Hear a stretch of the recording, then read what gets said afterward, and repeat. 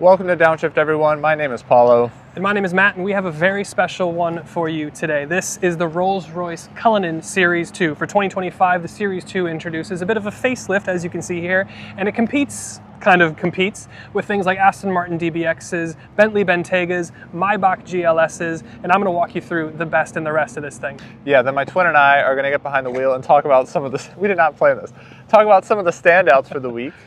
So let's get into it. Let's do it. Now really the only con with this car is just the astronomical price tag. Now this Cullinan starts at $405,000. If you want the black badge, the young person spec with a little bit more power and none of the chrome, it's going to be $470,000 to start. That makes it the most expensive SUV that money can buy. Now here, we're not in the black badge, but we do have several options, and we're testing at about $512,000, which officially makes this the most expensive press car we've ever tested, and not by a little bit. That's $106,000 in options. For that money, you could almost go and buy a Corvette Z06, so it is prohibitively expensive. But remember I said that's a con. I'm here to also tell you that that's also the point. This is the epitome of luxury, and as a result, they can charge whatever they want. They are the best. In my experience with this car this week, it has been the best SUV that I've ever driven, from at least a driving perspective. So when you lead an industry, when you lead a segment like that, you can kind of set your price, and everyone else has to then match your product. And since they are so expensive, these Rolls-Royce are so expensive, and there is no cheap or really truly entry-level model or option, there's no question that when you see one, it is a special event. Everyone that I've driven past this week has stopped, stared, and snapped their neck to get a look at the Cullinan. You're not going to get that in a Maybach GLS. It kind of just looks like a GLS. Maybe you'd get it in an Aston Martin DBX, and maybe you'd get it in a Bentayga, but not in the same way that you get in the Rolls-Royce. So it's prohibitively expensive, but that's also kind of the point. And no, not even a Rolls-Royce is immune from a couple little nitpicks. There's three kind of that stuck out to me. One is that the cup holders are just a little tad too small to fit what I thought was a normal size water bottle. They fit a soda can, they fit normal can things, but if you have a little bit thicker water bottle, you're gonna have a little bit of a hard time with the cup holders. Secondly is the fact that you have automatic closing doors. We've all seen this on the internet. There's a button that you push in the back and the front that can close each of the doors, and on the front driver's side, you can close the passenger side door as well, but we don't have the automatic opening doors like we've seen in the BMW i7 or the Cadillac Escalade IQ that we were in the other week. And the third has to do with some of the last little tenth of build materials. Now you flick the vents and the inside of the cabin, and you get this beautiful ting sound. It's very clearly like very high quality metal, but there's a couple different things within the cabin, your window switches, some of the controls on the center console that are plastic chrome. And I just think if everything that was in the cabin that looked like chrome or looked like metal was actually metal and was cool to the touch and had that little ting that the air vents have, it would be absolutely and unequivocally the epitome of luxury car. I mean, it is, but if I'm gonna nitpick, that's my nitpick. But with all those things out of the way, let's talk about the amazing things going on with the Cullinan, because there's plenty. And as you might have guessed, the cabin experience is pretty incredible. Now keep in mind, customization is the name of the game, so what you're seeing is like the tip of the iceberg in terms of what you can get. Our seats here are actually a pretty standard design. They're kind of triple tone with black and gray and kind of a tertiary ardent red to match the exterior bohemian red. They've got white piping, and they're heated and they're cooled and they have massage. But for 2025, the Series 2, you can now get a double twill design, which is not leather but more of a textile, and it's fascinatingly beautiful. What I would prefer to get for myself, if I were to spec my own Cullinan, is the placed perforation interior, which is said to use perforations within the leather to mirror cloud designs over the factory in Goodwood. But the cabin design is really where it stands head and shoulders above the rest. It's a very classic and immediately recognizable as Rolls-Royce design, but with some modern touches. For the Series 2 here, we now have the full-width glass pane that stretches from pillar to pillar, and it's illuminated. It says Cullinan. There's multiple mini diodes within that passenger side of the dash, and it just looks spectacular at night next to the new Spirit of Ecstasy living underneath your analog clock. She's underlit, and it's wildly dramatic at night and looks fantastic. But jumping away from that, everything else in the cabin is either an open pore wood, which is spectacular, or some of the nicest and most supple leathers I've ever felt. And obviously, we have the metallic clink of the air vents. But the thing that really stands out to me is just how many physical buttons, knobs, and switches that you have in here. There's buttons for everything in your climate control, presets, media, your air suspension, even some of your off-road settings. You have a typical, more iDrive style wheel, but everything is easy, everything is ergonomic, it makes sense, it's simple to use, and even the little knobs here are wrapped in leather. But again, this is just the tip of the iceberg. You can go to the ends of the earth in terms of customization. You can get whatever you want in here. And I gotta say, that's pretty cool. And then I wanna talk about the ride because it is impeccable. Now this thing is big. It is big in person. That's the first thing that struck me when they dropped this thing off.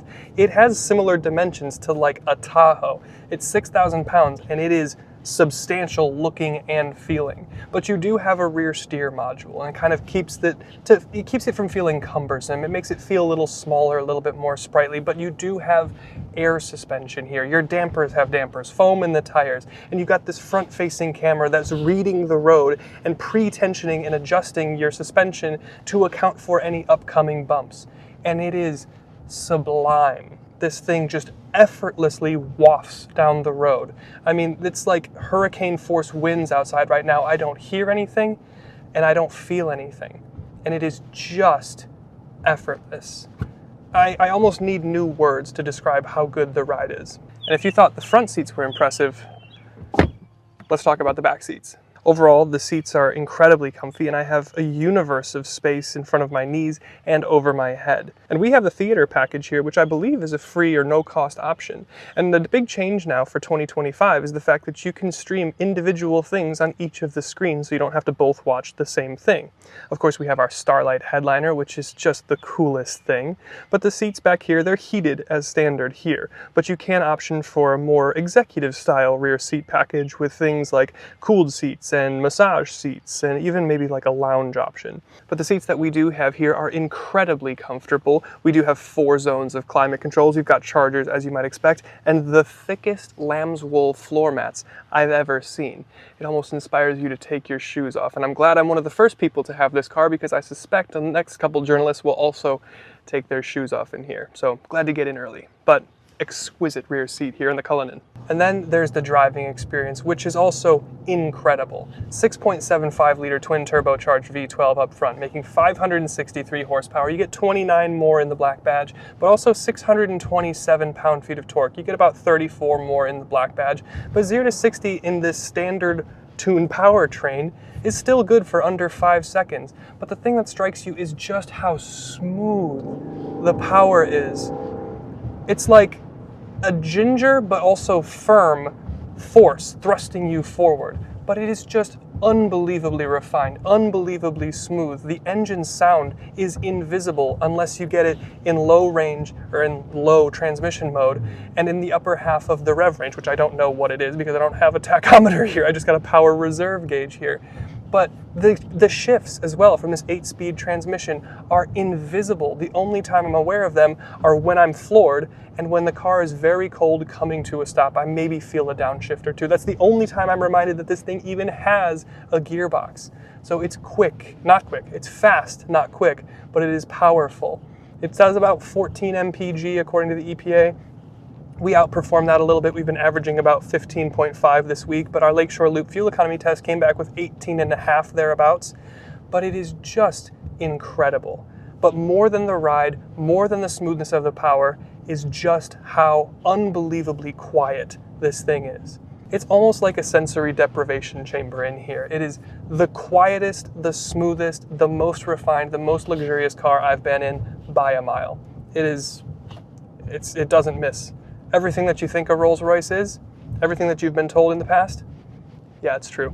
It's that, and maybe even a little bit more.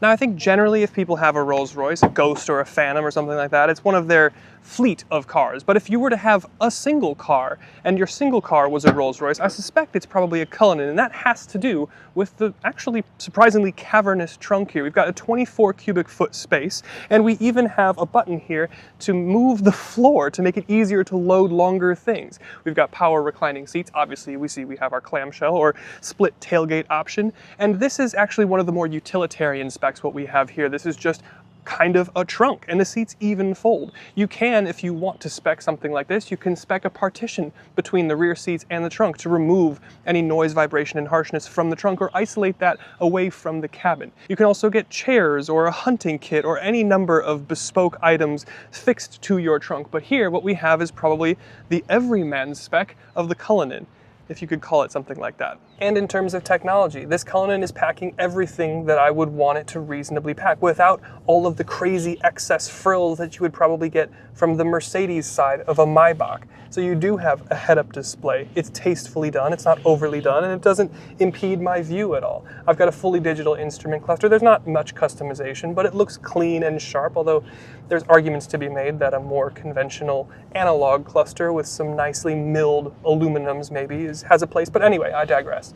Over here is your center infotainment screen. This is your main event. This is 10 inches. You've got wireless Apple CarPlay, wireless Android Auto. It's running new Spirit software. It's fast. It's quick. It's responsive. The processing power is good. You've got great 360 cameras. You've got a couple little widgets in here that kind of help things along.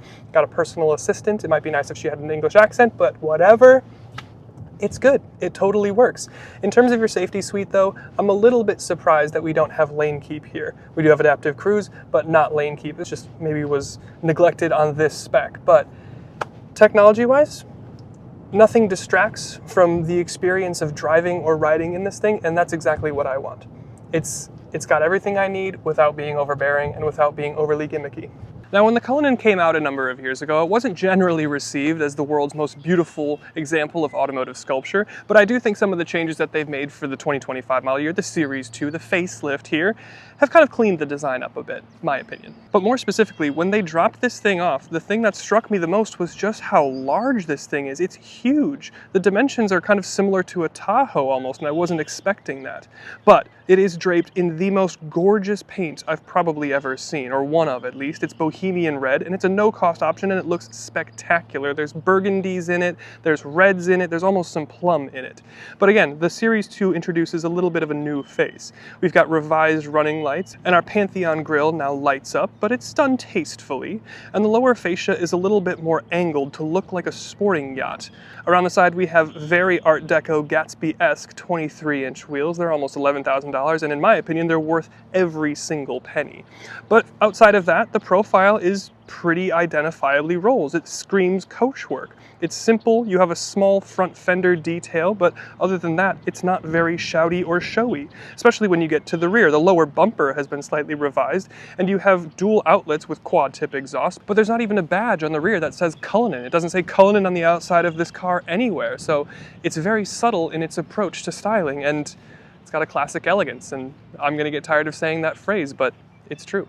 But before we get back with Paulo and go for a bit of a drive, I'm going to walk you through a couple funky features that I noticed. Like for one, you might expect that you have floating or self-righting center caps, and you do indeed. And your turn signal sounds like clinking of a champagne flute. And your air vents have the most satisfying sound ever. And these plungers are actually what turns the vent on and off. This is off, and this is on, and it is the most satisfying, the best weighted feeling I've ever felt from an air vent controller. And leading the way, you do have your Spirit of Ecstasy hood ornament. And yes, it does do the thing where if someone tries to steal it, it'll suck it down into the hood. It'll also be able to be controlled when locking the car. You can set it so when you lock the car, it'll automatically recede underneath the hood. And I even have it set to a customized button in the cabin so I can control when it goes up, when it goes down, and if I just want to play with it at a stoplight, I guess I can. And as you expect, you do have coach or suicide doors, but unlike the Escalade IQ that we were in earlier this year and the BMW i7, it's not automatic opening, but you do have a button in the rear and also in the front to automatically close the doors. And I can even use this button here to close the passenger side door. You do have to hold it, but I've also gotten it to work by just pressing it once. Pretty nice. You can also automatically close the doors from the outside of the car.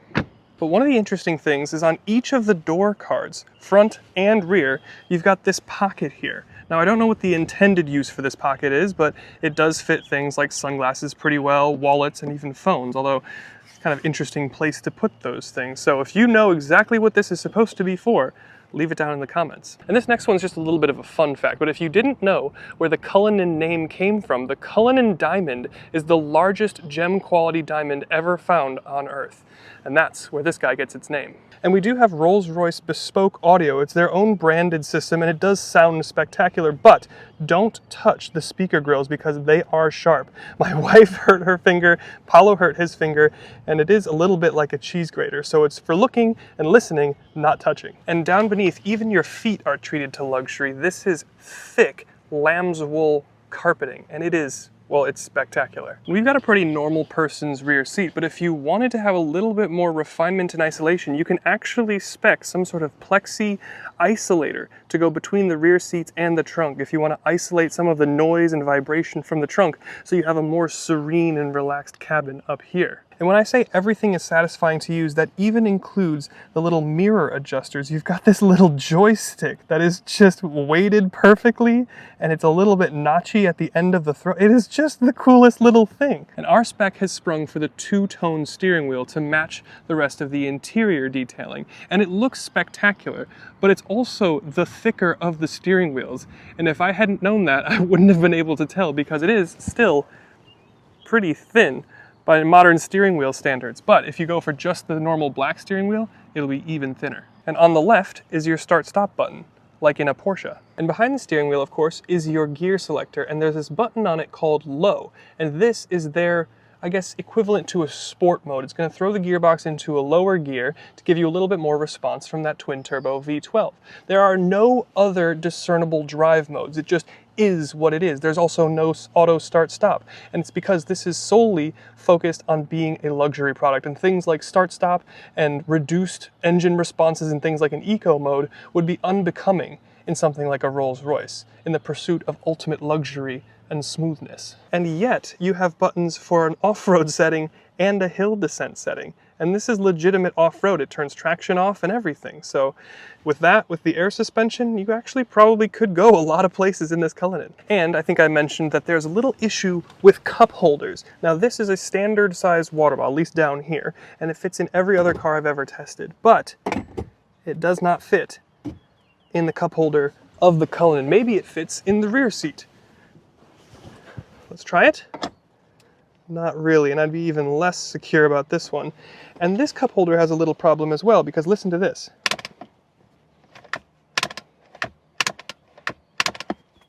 That's not a sound I want my Rolls-Royce making. But another classic Rolls-Royce staple is the umbrella. They live in each of the rear doors, and they have this button underneath. You eject it, and then you've got your Rolls-Royce umbrella. Pretty cool. Throw it back in here, and it clicks into place. And we also have this VIN plaque. It says Rolls-Royce of Goodwood. It's got their signia here and the VIN number or model number or serial number, something like that. We've got our button here to close the rear door. The rear doors close slower than the front doors, and not by a little bit. But here, in addition to our Shooting Star headliner, we actually have a few buttons. Now these lights are on because the car is sensing that I just got in the car. But you've got this like old English street lantern light, and that gives almost like an ambient glow here, not to the brighter LEDs in the back, but just in the front. And it also will illuminate all the door handles, again, to make things a little bit easier to find if you're just hanging out in the back or the front of your Cullinan. And while the digital instrument cluster isn't super customizable, it does sparkle right next to the needle with stardust. And that's kind of cool. And in your center infotainment display, you've got this, traffic camera information, and it's geo-locked or geo-fenced, so depending on where you are, this may or may not work, but what it's going to do is it's going to warn you of upcoming speed cameras, so you can adjust your speed in case maybe you accidentally started speeding.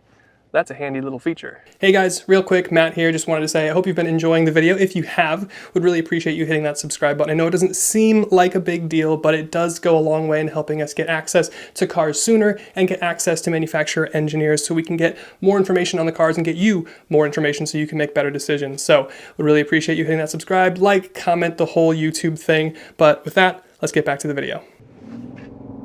Ooh, listen to that V12. I'm not mad at that. No. Your first V12? Yeah, first pull, Rolls-Royce. First V12 pull in the Rolls-Royce Cullinan Series 2. Yeah, it's been like quite the experience. This has been an incredible couple of days. It really and obviously, has. you know, we're going to do our best, and we have done our best through the course of the video to remain as objective as possible and as fact-based as possible.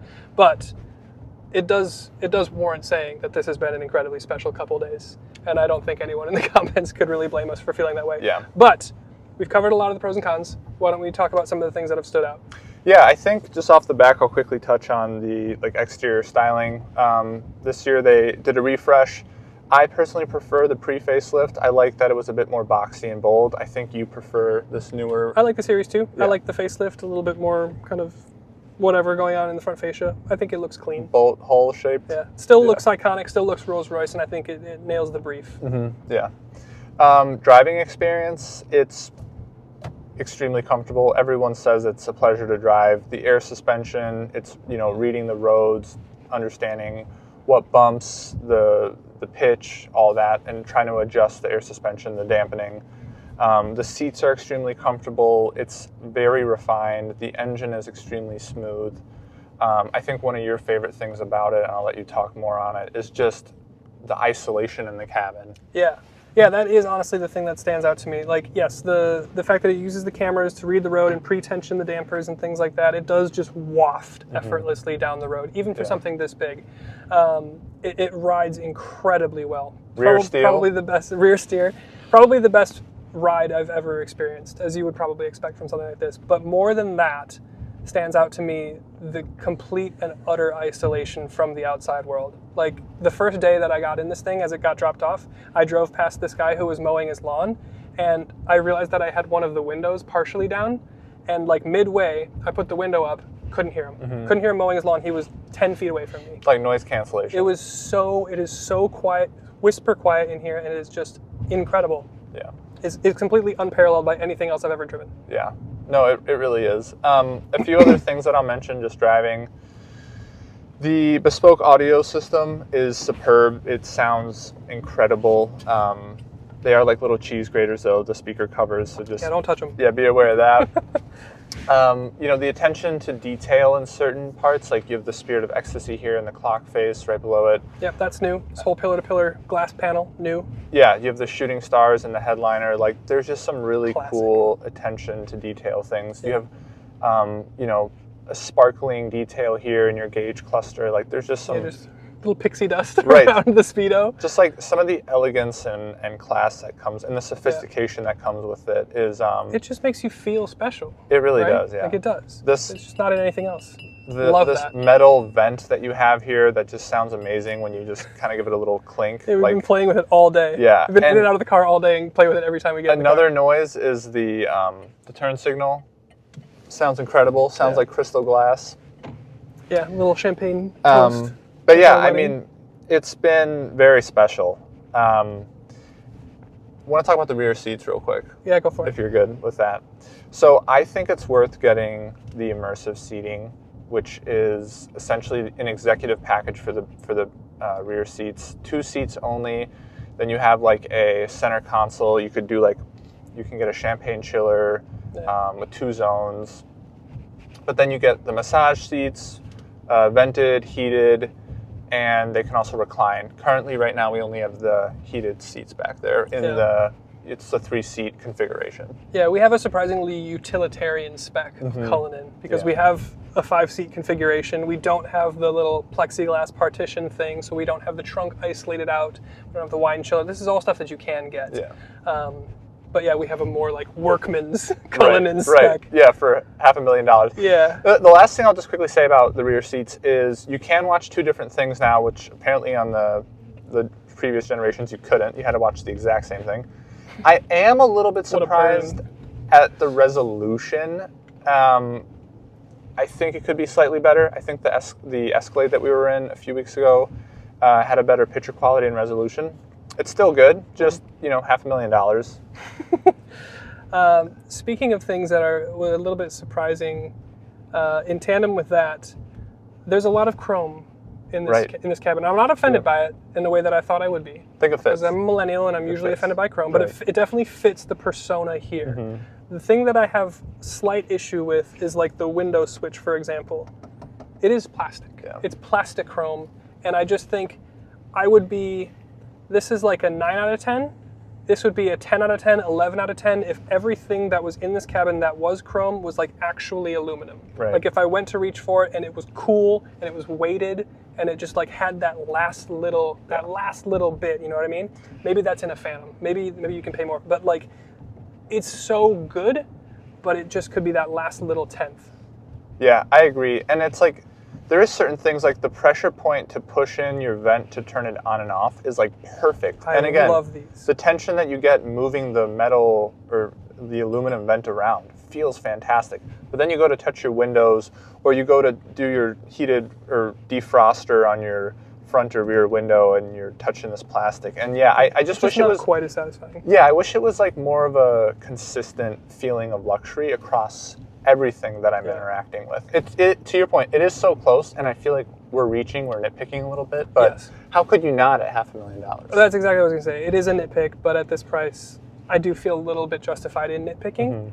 But that does not deter from the fact that this is still easily the nicest, highest quality interior, the best quality ride, the most isolated cabin, the smoothest engine that I've probably ever experienced. Yeah, I mean, I think my final thoughts, like in addition to what you just said, is it's the most expensive SUV, right? It's definitely not the most practical, and it certainly doesn't have all the creature comforts that like I personally want. But you can spend $600,000 and get them. Right, you probably could. But it does come with like a level of pedigree and elegance that I think puts it in a league of its own. And like the feeling you get behind the wheel, and I feel like it's so cliche to say, with like the spirit of ecstasy like in front of you on the hood ornament, like it is a unique and very special feeling that you get behind the wheel. Oh, totally. Yeah, it's something that priceless. Some would say priceless, or that's exactly the thing. Like this is outrageously priced, but it is also the best. Mm-hmm. So when you lead a pack, when you lead an industry, you can kind of charge whatever you want because other people are going to undercut you on price, but their product isn't as good. Yeah. So like, Maybach is real nice, but this is still nicer. And there is cachet in that hood ornament and in this brand. It is, at the end of the day, a Maybach GLS to the lay person could just be a Mercedes GLS. Mm-hmm. There is no just a Rolls-Royce. Right. And I think maybe that's where we leave it. Yeah. So thank you to Tori, thank you to Rolls-Royce for letting us have a go. This has been an incredibly special couple days. Yeah, thank you guys for watching. And we'll see you again in the Ghost.